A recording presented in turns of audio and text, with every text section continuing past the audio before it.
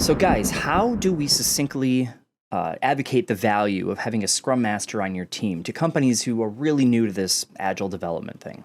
Succinctly advocate the value of a Scrum Master. That is a rough one because companies typically don't really understand the value. You look at a job description for a typical Scrum Master, and it's pathetic. Most of them don't really include the things that are really beneficial to the Scrum Master accountability. It's treated as a job. It's pitched as a job, and the gist of it is: do you know enough about the Scrum framework to be able to be smarter than the rest of the people in the company about the Scrum framework? Okay, and then you got the job, and then you're not criticized, but you're measured as to whether or not you do the Scrum stuff really well.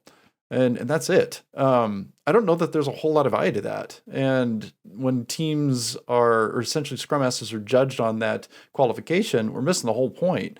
Um, Advocating for Scrum Masters would be to demonstrate the value of someone who can basically be a force multiplier. So whatever it is that you hope to accomplish with your product development in your teams, that value will be multiplied and by an unknown factor with a good Scrum Master that is part of your organization. They will impact the team, they'll impact the organization, they'll be an advocate for leadership and managers and all the people who are doing the work.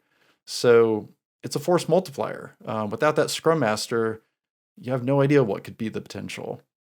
That's my thought. Yeah. I'm gonna go on a limb and make a sports ball reference here. I think you advocate for a scrum master the same way you advocate for a coach. Like, you don't technically need a coach to play insert favorite sport here, football, basketball, whatever. Right? There's lots of teams that just get together and they play pickup ball and they maybe they're pretty good, maybe they're pretty bad, but they do okay. But there's obviously value in having someone who's not on the field, who's observing, who's coming up with new ideas, whose job it is to think about the organizational structures in that team. And I think of the Scrum Master the same way. I'm not trying to reduce the Scrum Master down to just a coach. I think it's more than that. But I think that's a really good place to start.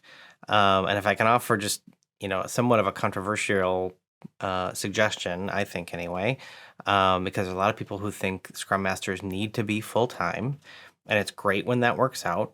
But the way I got into being a Scrum Master is that we didn't have a full-time Scrum Master, and I wanted to give the accountability a try. And so I just advocated that I was going to spend a small portion of my time fulfilling that accountability.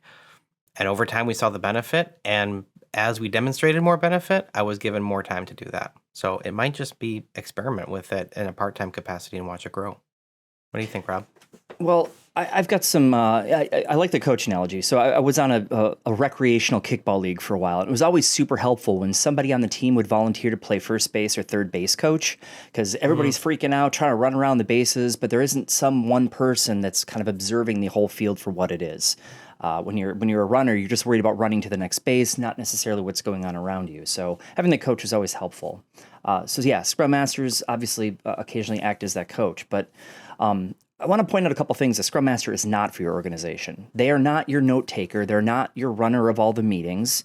They are not, the person who schedules all the Outlook appointments for every single Scrum event.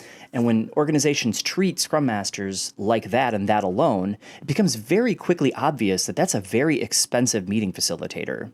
And so if you're in a situation where you're finding that's what your Scrum Master does, I can see why you can't justify the value, because anybody on the team can do all of those things. Your Scrum Masters really should be that systems thinker, that person who's helping your organization get benefits. By benefits, I mean we're getting problem solved faster. We're pivoting when we're on the wrong direction sooner. We're saving money by not doing wasteful things that were in a requirements document that no one ever actually wanted. So when you've got a Scrum Master that's helping you focus on getting those results, like Greg said, you got a force multiplier here, not an Outlook manager. So hire the right Scrum Master. Yeah, definitely. If you like this video, just leave us a comment. And if you got some positive feedback, we'd love to hear it. And if you've got some negative feedback, well, we'd love to hear that too. And be sure to check out our description. We have our email list there and our upcoming classes so you can upgrade your knowledge and work on a certification.